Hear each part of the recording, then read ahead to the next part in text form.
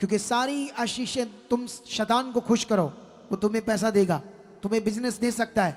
जाओ, दुनिया में लोग नशा बेच रहे, ड्रग्स बेच रहे, कोठियां बना रहे, कारें बड़ी बड़ी ले रहे, लेकिन वो किसका काम कर रहे? शैतान का। वो पाप, घोर पाप, गंदा नीच काम कर रहे, गंदी चीजें कर रहे। दुनिया में जाओ, हेरा फेरी कितनी है, एक दिन वो नष्ट होंगी। हमारा काम नहीं है, हमारा काम है पवित्रताई में चलना, परमेश्वर के साथ चलना। एक दिन वही लोग तड़प तड़प कर मरेंगे, बीमारियों में, हालातों में, क्योंकि होना ही है। पाप की मजदूरी क्या है? मौत है।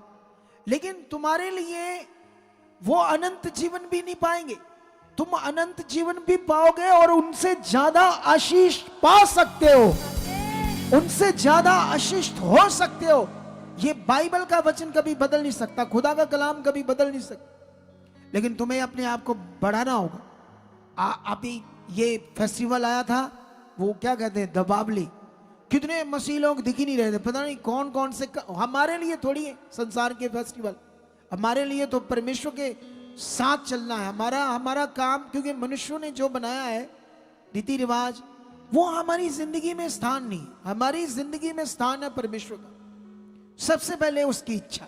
कितनों को बात समझ आ रही?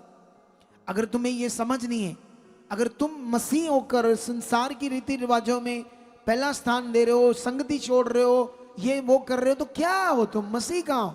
तुम तो स्वार्थी हो, फिर तुम तो काम के लिए बने हो। ऐसे लोगों की गारंटी नहीं कब फंस सकते, कब शैतान उन्हें मार सकता, आगे पीछे कर सकता है, क्योंकि वो स्वार्थी रिश्ता है।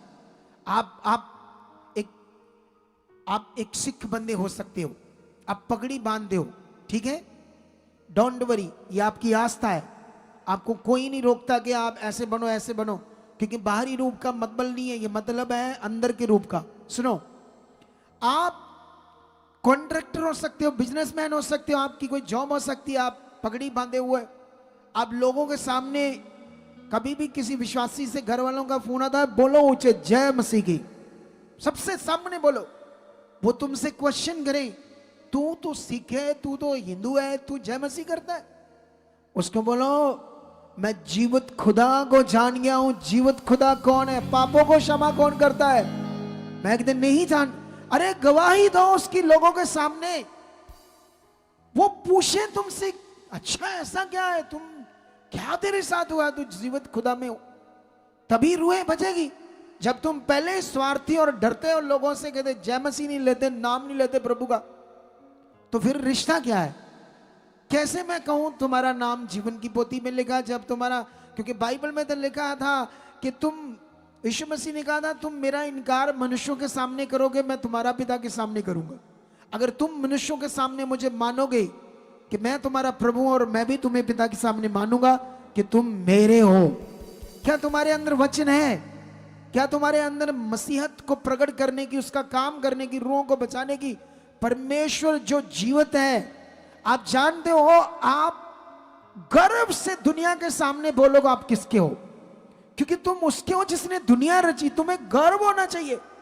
अगर तुम डरते हो तो अभी भी तुम्हारे अंदर पाप है, अभी भी शारीरिक जीवन है। अगर दुनिया के सामने तुम्हें डर है मसीह में चलकर, तुम गर्व से नहीं कह रहे तुम किसके हो, किसने दुनिया रची है। अरे तुम्हें ये तो मान होना चाहिए ना कि तुम अब उसको मानते हो जिसने दुनिया रची है। ऐसा विश्वास वाला बंदा सोचे कि मुझे जो मिला है उसका 1000 गुना बाकी है जो उसने रोक रखा है, इसीलिए इस विश्वास ना करने के कारण 1000 गुना ज्यादा उसने रोक रखा है। इंसान है, छोटी सोच है, छोटी बुद्धि है, उसके बाद जितना आया उसने सोचा बहुत है।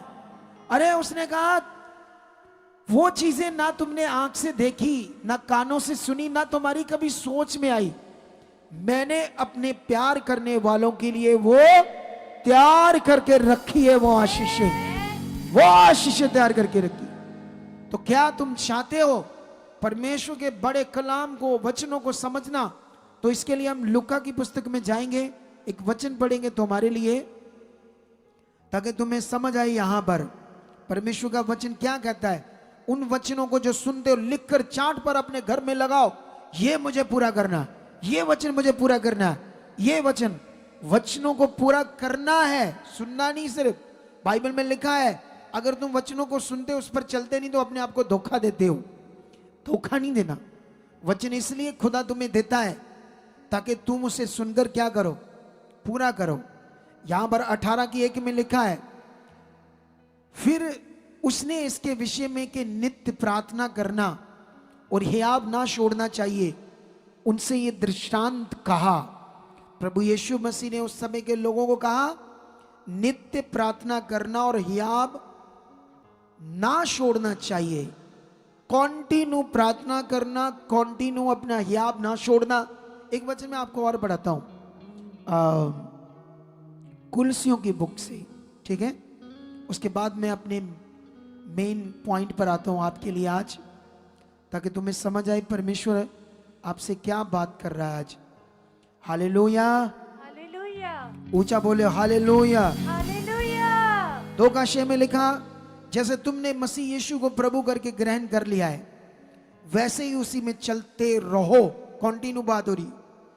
जैसे प्रभु यीशु मसीह को प्रभु करके ग्रहण किया है, कॉन्टिन्यू उसमें चलने का मतलब दुनिया के सामने तुमने प्रकट कर रहा है कौन है तुम्हारा प्रभु, कौन है इस दुनिया का मालिक।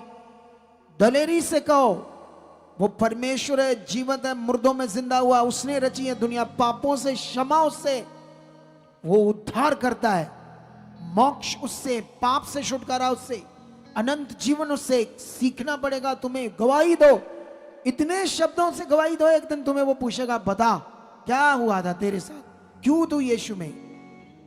जब तुम गवाह नहीं बनोगे तो कैसे लोग बचेंगे, कैसे लोग पाप से मुक्त होंगे, कैसे लोगों की रूहें बचेंगी। तुम्हारी रूह बची, अपनी रूह को बचाकर क्या तुम्हें पृथ्वी का धन चाहिए, स्वर्ग का नहीं चाहिए। बाइबल में लिखा अपने लिए पृथ्वी पर धन इकट्ठा ना करो, स्वर्ग पर धन इकट्ठा करना कौन है, उसके राज्य की सेवा, उसके काम। अगर उस लड़के ने कहा मैं छोटा हाथी लूंगा, संगत लेकर आऊंगा, ये स्वर्ग का धन है। पृथ्वी पर तो है ही जो परमेश्वर दे रहा है, लेकिन स्वर्ग पर धन इकट्ठा नहीं करना चाहते, जो ऊपर जाके खर्चोगे, इज्जत मिलेगा, सम्मान मिलेगा, जीवन मिलेगा, वो परमेश्वर का दया आपके ऊपर होगी। क्या तुम्हें वो नहीं चाहिए स्वर्ग का धन? उसने कहा मैं छोटा, आप भी रखो। परमेश्वर मुझे आप बस दे चुके हो, मुझे परमेश्वर ट्रक दे चुके हो, परमेश्वर मुझे तेरे राज्य के लिए करना है। अरे तुम्हें देना किसने, पहले ये बताओ, बोलो किसने देना है, किसने देना है? तो तुम्हें मांगने में दिक्कत है। अच्छा तुम्हें शैतान से ऐसा लगता है, शैतान ने मन में डाला है अच्छा मेरे को बस आएगी फिर मैं लोगों को फ्री, अच्छा मैं फ्री ले मुक्ति एवं शदाई बने रहूं। हाँ हाँ हाँ, शैतान कहता हाँ हाँ तू ऐसे शदाई बन, तुझे कुछ समझना है क्या करना है, तुम्हें कुछ समझना है परमेश्वर क्या चाहता है। अरे उसने देना, तुम्हारा अपना क्या है, वो देगा तुम्हें बस, वो देगा तुम्हें गाड़ियां।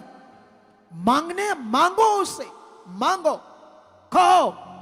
यहां हर काम परमेश्वर के साथ कंटिन्यू करना पड़ेगा। यहां बस ये नहीं आगे कभी चले गए तो और सोचा बस हो गया, ये मीनिंग नहीं। अभी ये वचन पढ़ता हूं मैं आपके लिए।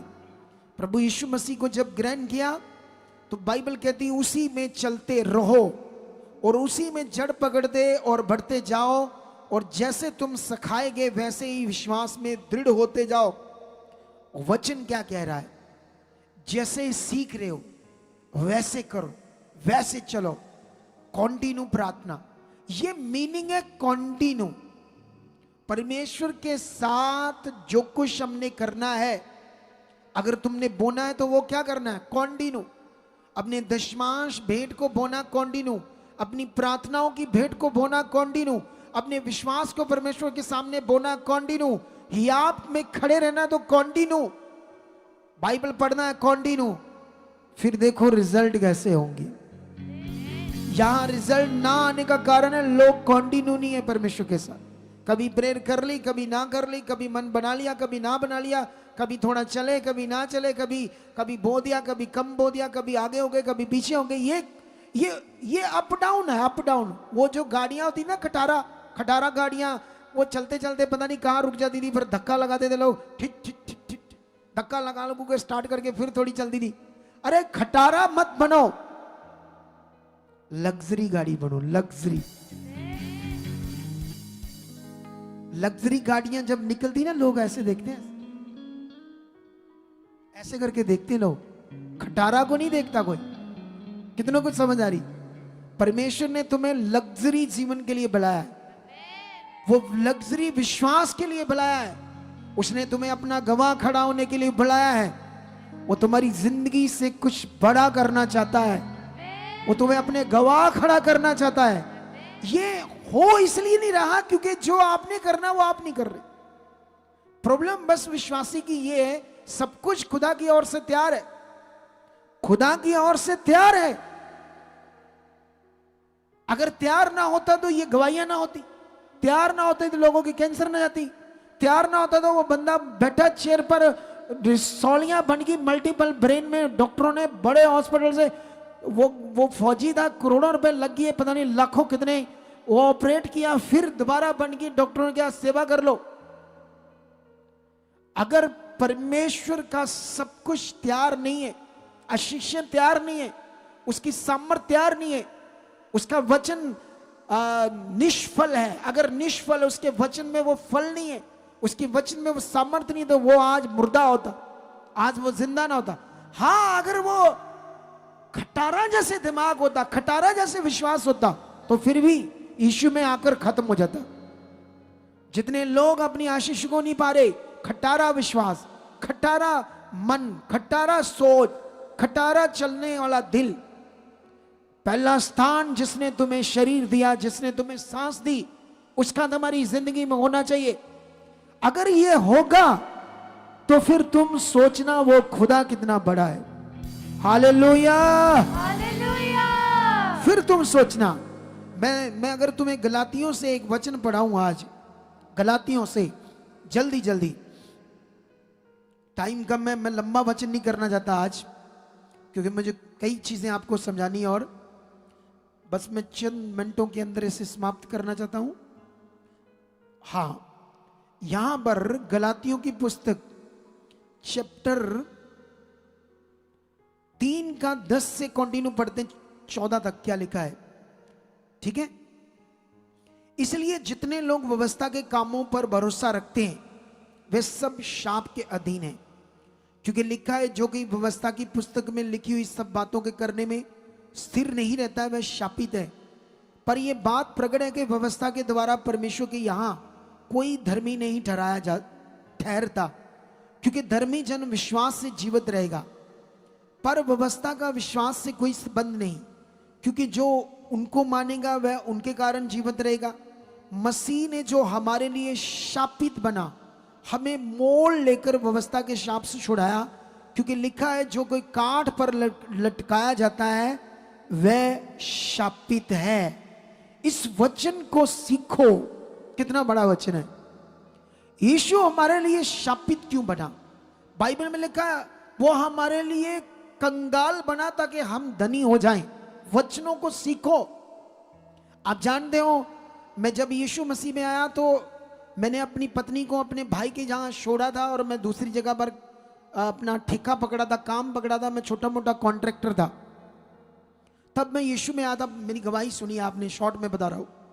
वहां एक अनपढ़ था, उसको पंजाबी भी नहीं पढ़नी आती थी, लेकिन वो पास्टर उसको कहते थे, यह था पास्टर, लेकिन उसी के यहां मेरी वाइफ ने प्रेयर कराई थी। तब मैं वहां गया, मैंने बड़े क्वेश्चन उसके सामने रखे, फिर मैं वहां जुड़ा रहा, आ गया। उसके बाद मेरा मन खुल गया था। मैं चाहता था, क्योंकि जितने मैं पास्टरों के पास, तीनों के पास गया, मेरी वचनों की तसल्ली नहीं हो रही थी। 2 तो सो गए, तीसरे से हो नहीं रही थी। चौथा परमेश्वर ने, मैं एक अगुए के पास वो वचनों की शिक्षा देता था। इन 4 जगह पर मैं गया, 4 जगह से चला मैं। लेकिन आज अगर मैं किसी को मिला हूं इधर उधर, तुम्हें बहुत सारे झूठे लोग मिलेंगे जो ये कहेंगे हमारा चेला है, हमने इसको पॉइंट किया। पहले दिमाग रखो, ये अगर मैं उनका चेला हूं तो वो तो मुझसे ज्यादा एक्सपर्ट होने चाहिए ज्ञान में, सब बातों में। बोलो क्या होने चाहिए? तुम्हें कई सारे मिल सकते हैं तुम्हारा मन खराब करने के लिए। क्या करने के लिए? क्योंकि वो लोग, आप जानते हो, मेरे द्वारा कई लोग आए, आज कई लोग आज मेरी चर्च में नहीं है लेकिन पास्टर है। मैंने कभी नाम नहीं लिया कि वो मेरा चेला ये है वो है। मुझे जो चीजें साइड पर होगी उनको नहीं पकड़ना, मुझे वो करना जो खुदा मुझे दिखा रहा है सामने। आपको समझ आ रही कि नहीं? जो चीज मेरे साथ नहीं है, जो चीज हमारे लिए नहीं है, उसको साइड पर कर दो। मुझे वो अब करना जो परमेश्वर ने मेरे सामने रखा है। कितनों को बात समझ आ रही है? आप जानते हो जो चौथा वाला मेरा अगुआ था, मैंने 7 साल उसके अधीनगी की, उसकी हर बात को माना, लेकिन मैं एक बार ठोकर खाया एक बड़े विषय से। तब मैंने छोड़ दिया सब कुछ, प्रभु को भी छोड़ने वाला था, इतने बुरे हालात में चला गया था ठोकर खाकर। लेकिन परमेश्वर ने मेरे अंदर क्या देखा, मूसा के अंदर क्या देखा, कि उसने मूसा को ही कहा कि तू ही मेरा काम करेगा। परमेश्वर ने इसीलिए मुझे चुना। आज जो मेरे पास ज्ञान है, जो टीचिंग है, अगर किसी दूसरे के पास है जो ये कहता है कि मैं उसका गुरु हूं, अगुआ हूं, तो फिर उसके पास ये होनी चाहिए। वो तो रीति रिवाजों में है। कहाँ है वो? कहाँ है वो तो रीति रिवाजों में पड़े हुए लोग हैं। तो इसीलिए ये सीख लो आप लोग। आपको बढ़ना होगा, आपको ध्यान देना होगा।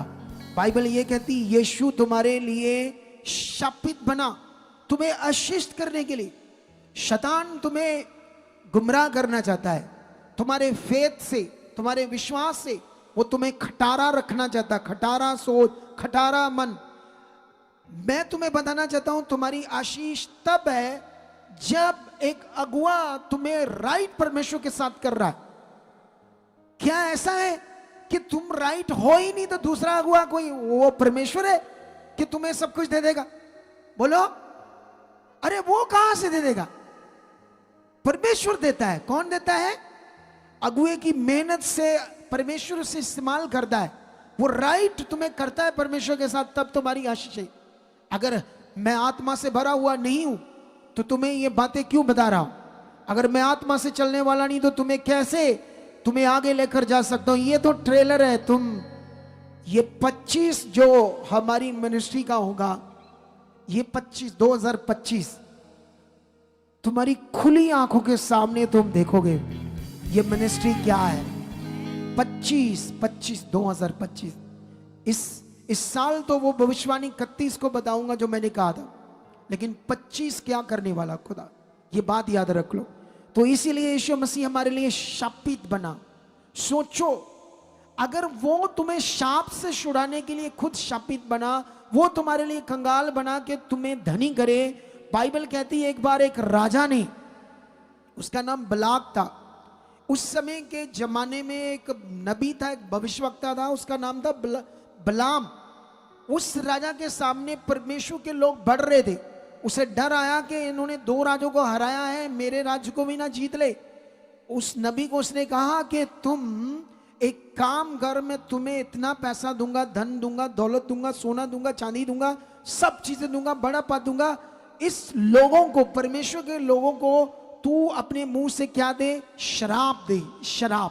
सोचो, और जैसे उसने लालच करके परमेश्वर के लोगों को शराब देना शुरू किया, जैसे उसने मुंह खोला शराब देने के लिए, परमेश्वर ने उसके शब्दों को बदलकर आशीष में बदल दिया। आशीष में, क्योंकि वो खुदा के लोग थे, वो परमेश्वर के लोग थे।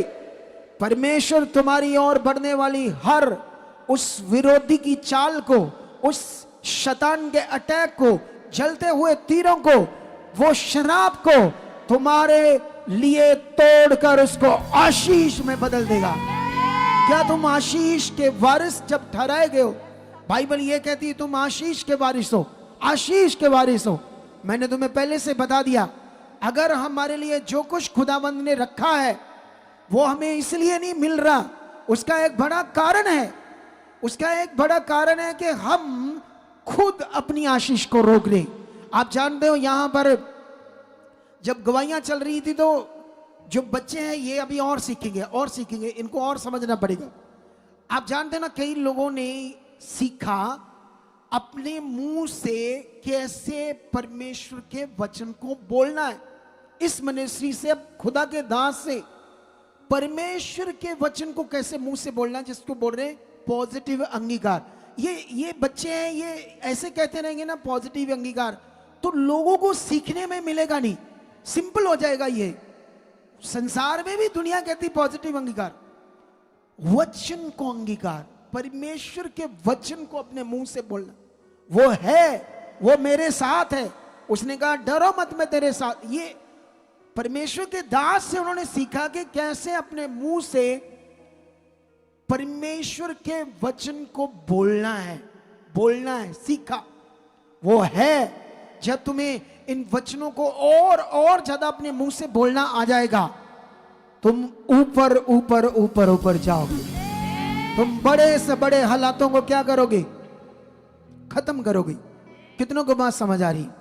हाथों को उठाओ और बोलो परमेश्वर, एक एक वचन जो मैंने आज सुना है, एक एक बात जो मैंने सुनी है, खुदाबंद निश्चय आप मेरे मन को बदल रहे हो।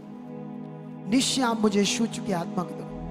मैं इसी तरह खड़ा रहना चाहता हूं, इसी तरह मैं वफादार रहना चाहता हूं। परमेश्वर, मैं याकूब की तरह जिसने अपने आप को सुधारा और हर उस तेरी बात को, वचन को पूरा करने में ध्यान दिया।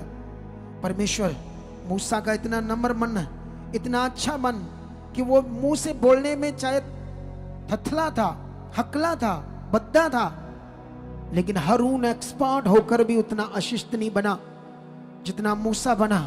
उसका कारण था उसका राइट मन, उसका कारण था उसका अच्छा गुड हार्ट जो तेरे साथ था। परमेश्वर, आज खुदाबंद वही हार्ट मेरे अंदर आ चुका है, वही मेरे अंदर आ चुका है, क्योंकि गुड हार्ट ही इस दुनिया में तेरी बरकत को प्रकट करता है, आशीषों को प्रकट करता है। खुदाबंद, मैं तेरे साथ वफादार बन चुका हूं, मैं खरा बन चुका हूं। आज मैंने कई बातें सुनी परमेश्वर, उन सब बातों में मैं खरा बन चुका हूं, यीशु मसीह के नाम से। आमेन, आमेन। क्या तुम रेडी हो 12 नवंबर के क्रूसेड को